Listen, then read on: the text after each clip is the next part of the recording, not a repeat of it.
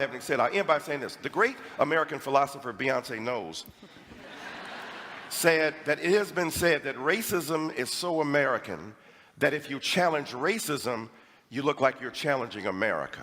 We are challenging inequality. We are challenging the refusal to see me as an individual. When we overcome that, have at it, we're all on equal plane. I think it's fine. I think it's good. The pot is getting stirred here. So I've got a couple of questions. So let's your side spoke, so I'm going to go to Jordan, then to you, Let's Michelle. assume for a moment that I've benefited from my white privilege.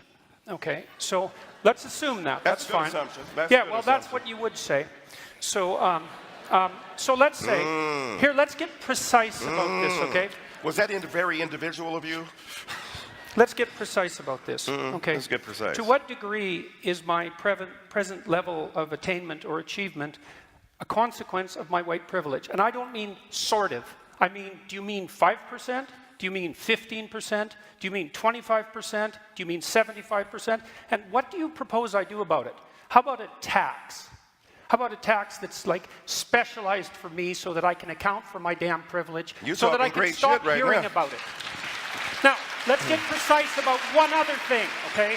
We'll get precise about one other thing. Now, Precise? Yeah, precise, yes. And so, if we can agree, and we haven't, that the left can go too far, which it clearly can, then how would my worthy opponents precisely define when the left that they stand for has gone too far?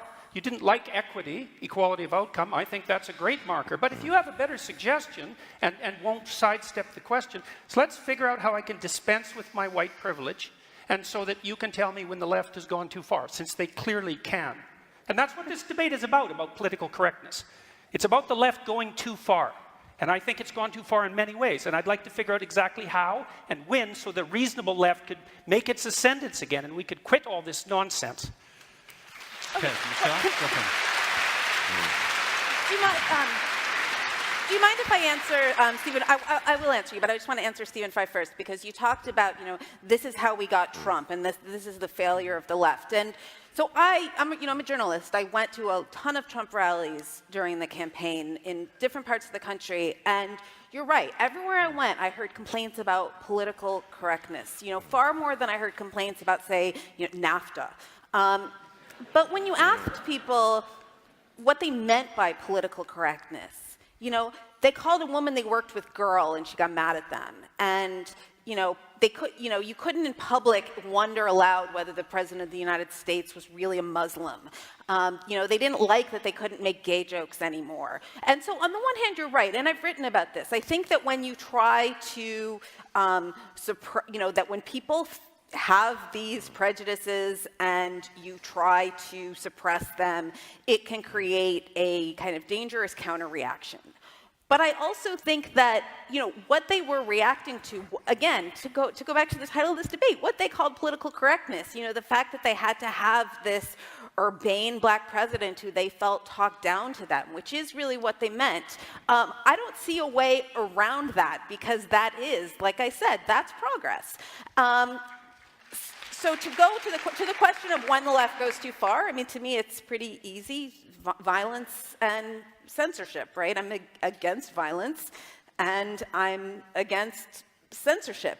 But I also, looking around the world right now, when the idea that there is this, I understand again that there is like a problem of kind of left-wing annoyance, right? There's a lot of things that kind of random people on the internet in particular are able to swarm individuals and turn kind of stray remarks into social media campaigns, and this is often conflated with political correctness, and it's a bad phenomenon.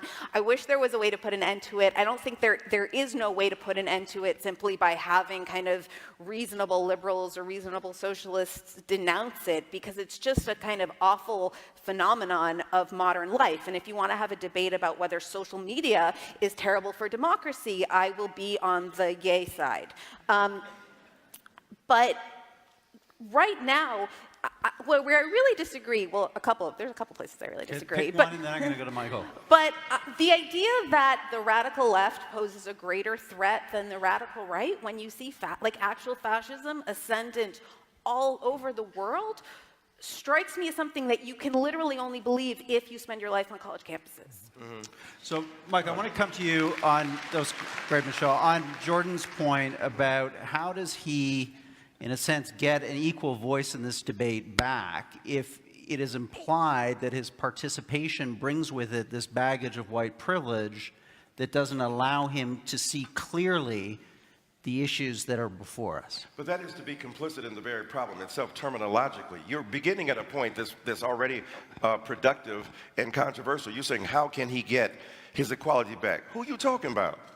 Jordan Peterson, trending #1 on Twitter? Jordan Peterson, with an international bestseller? I want him to tweet something out about me in my book. Jordan Peterson, right? This is what I'm saying to you. Why the rage, bruh? You're doing well, but you're a mean, mad white man, and you're going to get us right. And I have never seen so much wine and snowflaking. There's enough wine in here to start a vineyard. And what I'm saying to you empirically and precisely, when you ask the question about white privilege, the fact that you ask it in the way you did, dismissive, pseudoscientific, non-empirical, and without justification, the truth is that white privilege doesn't act according to quantifiable segments. It's about the degree to which we are willing as a society to grapple with the ideals of freedom, justice, and equality upon which it's based. Number two, what's interesting to me, you're talking about not having a collective identity. What do you call a nation? Are you Canadian? Are you Canadian by yourself? Are you an individual, or are you part of a group? When America formed its union, it did so in opposition to another group. So the reality is that those who are part of group identities in politics deny the legitimacy and validity of those groups and the fact that they have been created thusly, and then have resentment against others. All I'm asking for is the opportunity. The quotation you talk about, the difference between equality of outcome and equality of opportunity, that's a staid and retried argument, hackneyed phrase derived from the halcyon days of the debate over affirmative action. Are you looking for outcomes that can be determined equally, or are you looking for opportunity? If you free a person after a whole long time of oppression and say now you are free to survive, if you have no skills, if you have no quantifiable means of existence, what you have done is liberated them into oppression.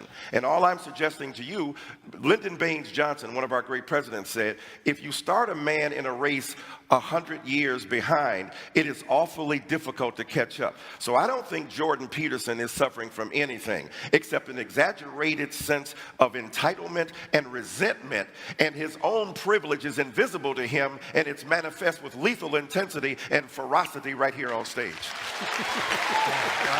Jordan, I'm going to have to let you respond to that if you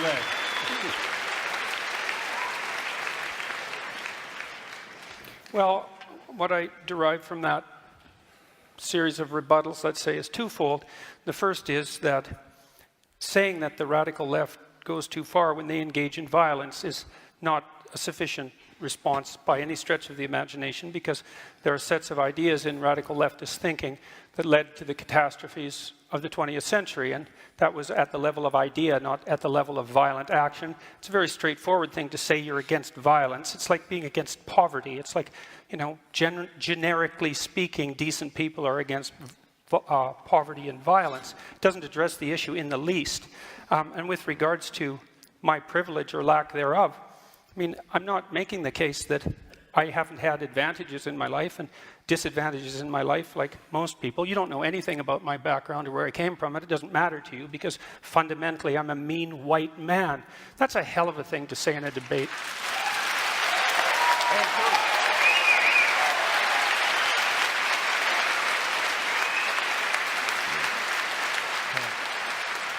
Let me just say. Very, very brief, because I want to move on to men and women. A good topic next. The mean, mad white comment was not predicated upon my historical excavation of your past.